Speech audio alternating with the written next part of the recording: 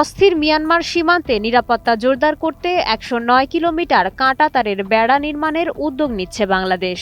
২০ জুলাই সোমবার বিজিবি সদর দপ্তর পরিদর্শনে গিয়ে এমন প্রস্তাবনার কথা জানিয়েছেন স্বরাষ্ট্রমন্ত্রী সালাউদ্দিন আহমদ। সীমান্ত জুড়ে সার্বক্ষণিক সংঘাত ও অস্থিতিশীলতা রোধেই মূলত এই সিদ্ধান্ত বিবেচনা করা হচ্ছে।